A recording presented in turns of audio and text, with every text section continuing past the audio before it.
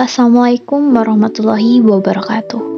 Alhamdulillahirrabbilalamin, kita masih diberi kesempatan untuk mengikuti perkuliahan pada hari ini, yang dimana kelompok kami akan menjelaskan tentang konsep dasar dan dimensi kurikulum. Sebelum masuk ke dalam materi, izinkan saya untuk memperkenalkan anggota kelompok 1. Yang pertama ada saya sendiri, yaitu Reina Yustika Dewi. Yang kedua, Hasirotun Rahmah. Yang ketiga, Siti Paujia.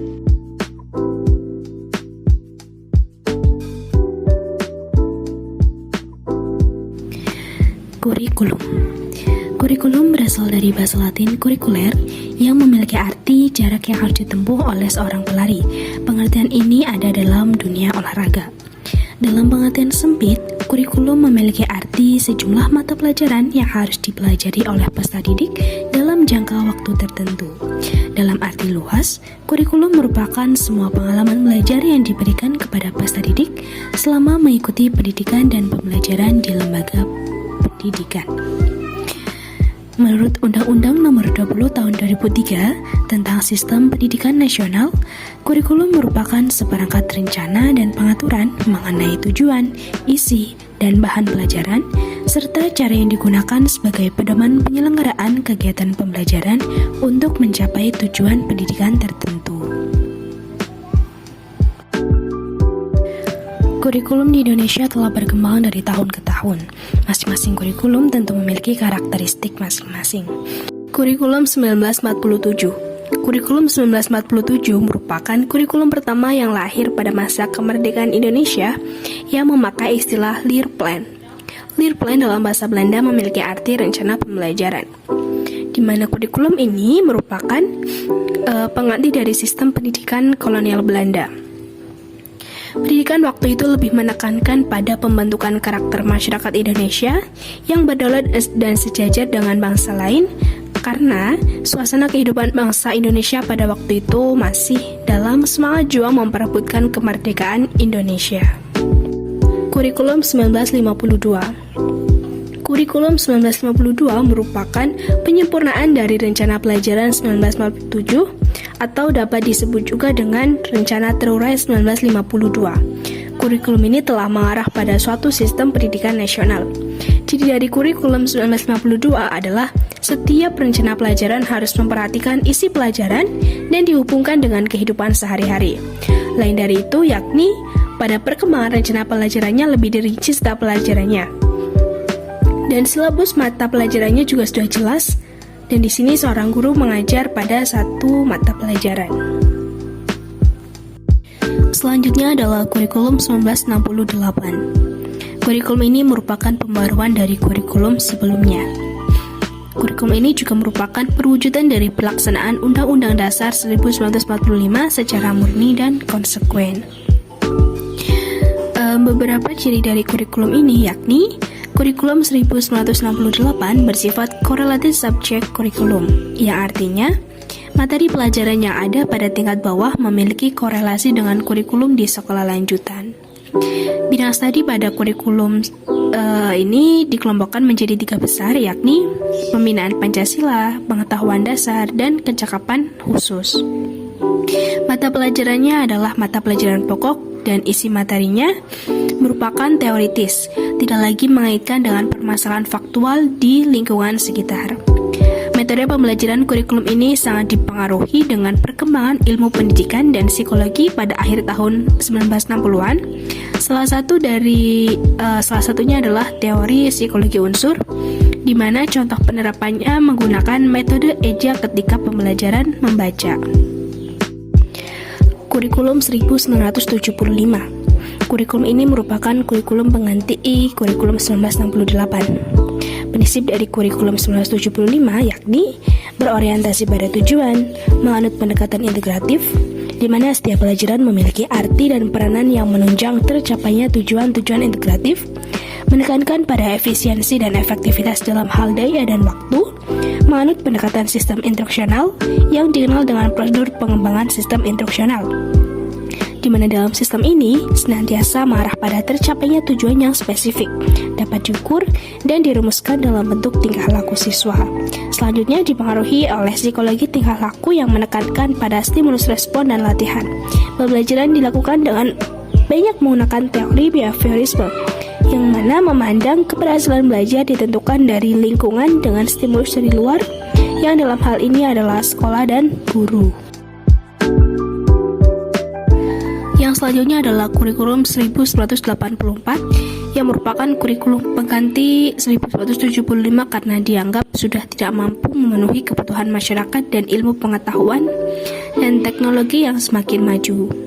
Nah, ciri dari kurikulum ini yakni berorientasi pada tujuan instruksional, pendekatan pengajaran berpusat pada anak didik melalui CBSA, materi pelajaran dikemas dengan melalui pendekatan spiral, menanamkan pengertian terlebih dahulu sebelum diberikan pelatihan, materi pelajaran disajikan berdasarkan tingkat kesiapan dan kematangan siswa, dan menggunakan pendekatan keterampilan proses.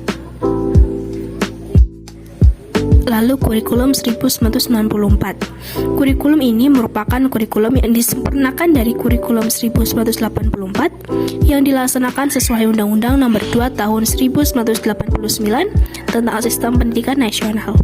Ciri dari kurikulum ini yakni pembagian tahapan pelajaran di sekolah dengan sistem catur bulan. Pembelajaran di sekolah lebih menekankan pelajaran yang cukup padat atau berorientasi pada materi pelajaran. Kurikulum ini bersifat polis, di mana memberlakukan satu sistem kurikulum untuk semua siswa. Guru hendaknya memilih dan menggunakan strategi yang melibatkan siswa aktif dalam belajar, baik secara mental, fisik, dan sosial. Dalam pengajaran suatu mata pelajaran, hendaknya disesuaikan dengan kekhasan pokok bahasan dan perkembangan berpikir siswa. Pengajaran dari hal konkret ke abstrak, mudah ke sulit, dan sederhana ke kompleks. Penggunaan materi yang dianggap sulit untuk pemantapan pemahaman siswa. Selanjutnya adalah kurikulum 2004, di mana dikenal dengan kurikulum berbasis kompetensi atau KBK. Pendidikan yang berbasis kompetensi menitik beratkan pada pengembangan kemampuan untuk melakukan tugas-tugas tertentu sesuai standar performance yang telah ditetapkan. Kurikulum berbasis kompetensi berorientasi pada dua hal, yakni yang pertama, hasil dan dampak yang diharapkan muncul pada peserta didik melalui serangkaian pengalaman belajar siswa, dan yang kedua, keberagaman yang dapat dimanifestasikan sesuai kebutuhan. Ciri dari kurikulum berbasis kompetensi yakni yang pertama, menekankan pada ketercapaian kompetensi baik secara individual maupun klasikal. Yang kedua, berorientasi pada hasil belajar dan keberagaman. Yang ketiga, penyampaian dalam pembelajaran menggunakan pendekatan dan metode yang bervariasi. Yang keempat, sumber belajar bukan hanya guru, tetapi sumber belajar lainnya memenuhi unsur edukatif. Dan yang terakhir, penilaian menekankan pada proses dan hasil belajar dalam upaya penguasaan dan pencapaian suatu kompetensi. Selanjutnya adalah kurikulum 2006. Kurikulum 2006 atau kita biasa menyebut dengan kurikulum KTSP merupakan bentuk operasional pengembangan kurikulum dalam konteks desentralisasi pendidikan dan otonomi daerah yang akan memberikan wawasan baru terhadap sistem yang sedang bertujuan selama ini. Terdapat 4 karakteristik KTSP menurut Mulyasa, yakni yang pertama adalah pemberian otonomi luas kepada sekolah dan satuan pendidikan. Yang kedua, partisipasi masyarakat dan orang tua yang tinggi. Yang ketiga, kepemimpinan yang demokratis dan profesional. Yang keempat, tim kerja yang kompak dan transparan. Yang pertama adalah pemberian otonomi luas kepada sekolah dan satuan pendidikan. Kurikulum ini memberikan otonomi yang luas kepada sekolah, juga satuan pendidikan.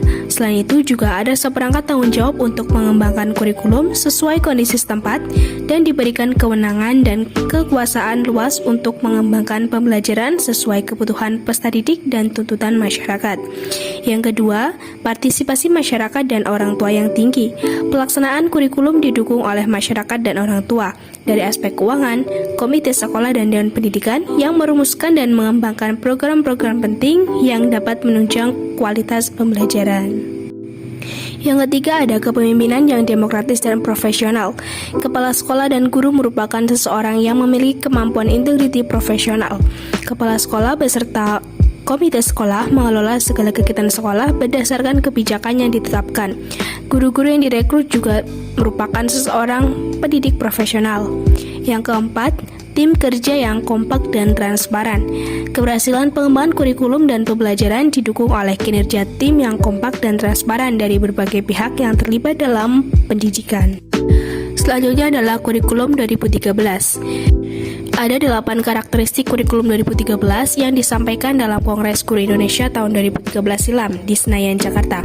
Yang pertama, isu atau konten dari kurikulum adalah kompetensi yang dinyatakan dalam sebuah bentuk kompetensi inti kelas dan dirincikan lebih lanjut dalam kompetensi dasar mata pelajaran.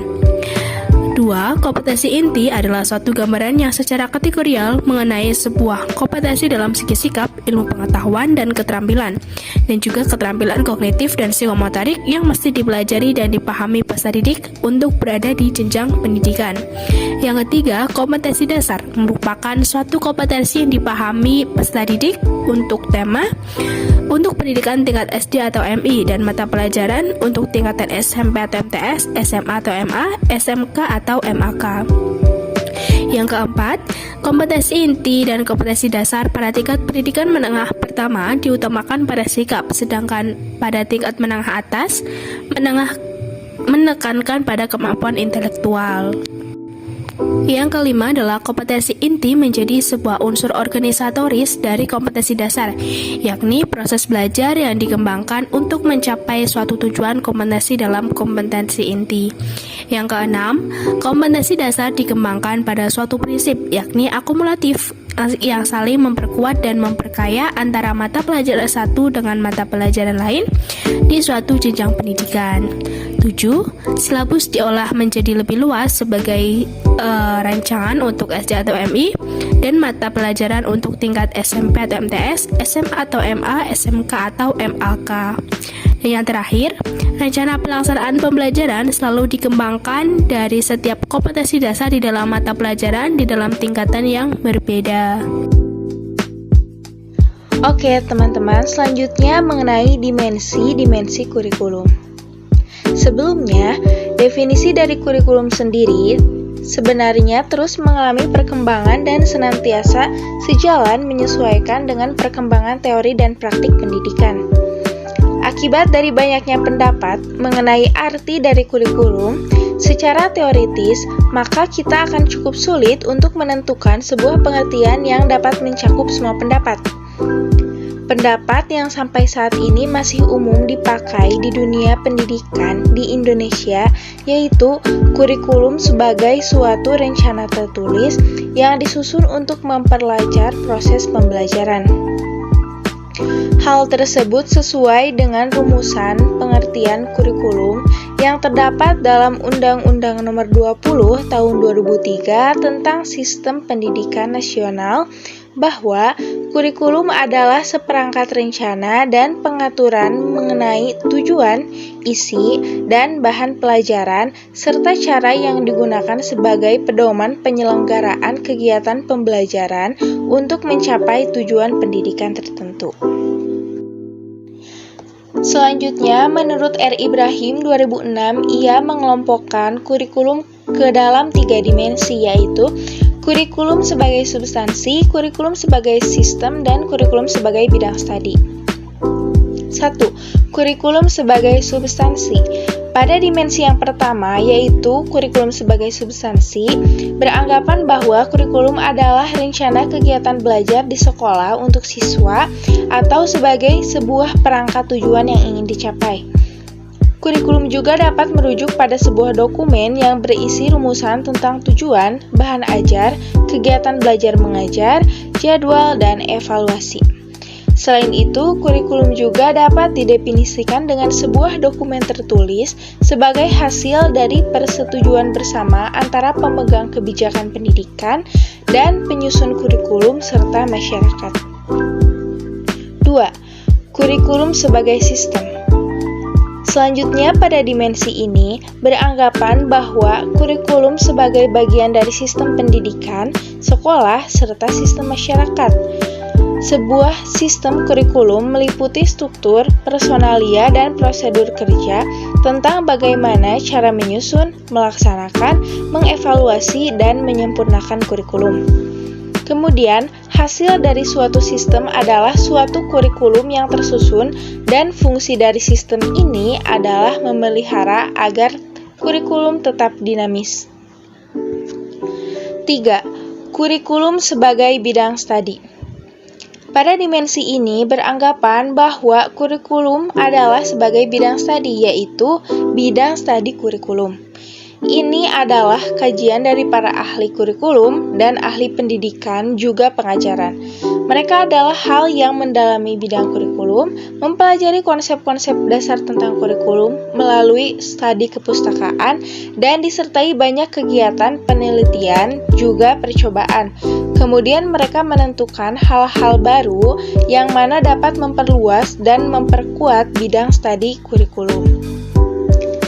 Selanjutnya, Nana Shaudi Sukmadinata 2005 berpendapat bahwa pengertian kurikulum dapat ditinjau dari 3 dimensi, yaitu kurikulum sebagai ilmu, kurikulum sebagai sistem, dan kurikulum sebagai rencana. 1. Kurikulum sebagai suatu ilmu. Kurikulum sebagai suatu ilmu dikaji dari konsep, asumsi, teori-teori, dan prinsip-prinsip dasar tentang kurikulum. Adapun tujuan dari kurikulum sebagai suatu disiplin ilmu yaitu guna mengembangkan ilmu tentang kurikulum dan sistem kurikulum. 2. Kurikulum sebagai suatu sistem. Kurikulum sebagai suatu sistem menjelaskan kedudukan kurikulum dalam hubungannya dengan sistem-sistem yang lain, komponen-komponen kurikulum, kurikulum dalam berbagai jalur, jenjang, jenis pendidikan, manajemen kurikulum, dan sebagainya. Kurikulum sebagai suatu sistem memiliki arti bahwasanya kurikulum adalah bagian yang tidak dapat dipisahkan dari sistem pendidikan, sistem sekolah, dan sistem masyarakat. 3. Kurikulum sebagai suatu rencana. Kurikulum sebagai suatu rencana berarti beragam rencana dan rancangan atau desain dari kurikulum itu sendiri meliputi seperangkat rencana dan bagaimana cara dalam mengadministrasikan tujuan, isi, dan bahan pelajaran, serta cara yang akan dipergunakan sebagai pedoman penyelenggaraan kegiatan pembelajaran dengan tujuan mencapai pendidikan tertentu. Rencana tersebut memiliki sifat menyeluruh yang mana hal tersebut berlaku untuk semua jalur, jenjang, dan jenis pendidikan atau maupun khusus untuk jalur, jenjang, dan jenis pendidikan tertentu. Begitu juga dengan desain atau rancangan di mana terdapat desain berdasarkan konsep, tujuan, isi, proses, masalah, dan kebutuhan siswa. Adapun menurut S. Hamid Hasan 1998, istilah kurikulum saat ini mempunyai 4 dimensi pengertian, yang mana dimensi kurikulum tersebut saling berkaitan satu dengan yang lainnya. Di antaranya yaitu dimensi pertama, kurikulum sebagai suatu ide atau gagasan. Dimensi kedua, kurikulum sebagai suatu rencana tertulis, yang tidak lain adalah wujud dari kurikulum sebagai suatu ide.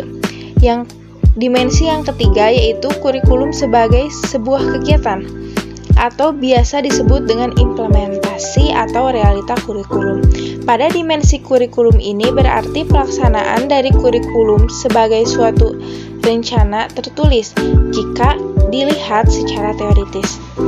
Dan yang keempat, dimensi kurikulum sebagai suatu hasil yang berarti konsekuensi dari kurikulum sebagai suatu kegiatan.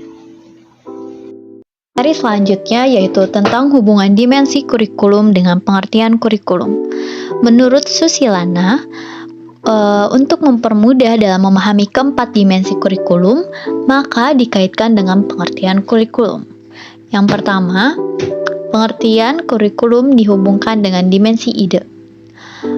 Dalam dimensi ini, pengertian kurikulum berkaitan dengan ide, yaitu sekumpulan ide yang dijadikan pedoman dalam pengembangan. Adapun pengertian-pengertian kurikulum yang berkaitan dengan dimensi ini, yaitu menurut Olivia, pada tahun 1997 mengatakan bahwa curriculum itself is construct or concept of verbalization of extremely complex idea or set of ideas. Kedua, yaitu pengertian kurikulum dikaitkan dengan dimensi rencana. Pengertian kurikulum dalam dimensi ini yaitu sebagai seperangkat rencana atau pedoman penyelenggaraan kegiatan pembelajaran untuk tujuan pendidikan. Adapun pengertian yang berhubungan dengan dimensi ini yaitu menurut Popham and Eva L. Baker pada tahun 1970 menyatakan bahwa all planned learning outcome for which the school is responsible. Baik, yang ketiga yaitu pengertian kurikulum dikaitkan dengan dimensi aktivitas. Pengertian kurikulum dalam dimensi ini merupakan segala aktivitas dari guru dan siswa dalam proses pembelajaran di sekolah. Adapun pengertian kurikulum yang berhubungan dengan dimensi ini yaitu menurut Harold R. Bertie pada tahun 1953 menyatakan bahwa all of the activities that are provided per student by the school constitute its curriculum. Yang terakhir yaitu pengertian kurikulum dikaitkan dengan dimensi hasil. Kurikulum sebagai dimensi ini yaitu memandang bahwa kurikulum itu sangat memperhatikan hasil. Hasil yang akan dicapai oleh siswa agar sesuai dengan yang telah direncanakan dan yang menjadi tujuan dari kurikulum tersebut. Adapun pengertian kurikulum yang berhubungan dengan dimensi hasil ini yaitu menurut Hilda Taba dalam Nasution menyatakan bahwa segala usaha yang dilakukan oleh sekolah untuk memperoleh hasil yang diharapkan dalam situasi di dalam ataupun di luar sekolah. Baik teman-teman, sekian dan terima kasih presentasi dari kelompok 1. Mohon maaf apabila ada salah-salah kata. Wassalamualaikum warahmatullahi wabarakatuh.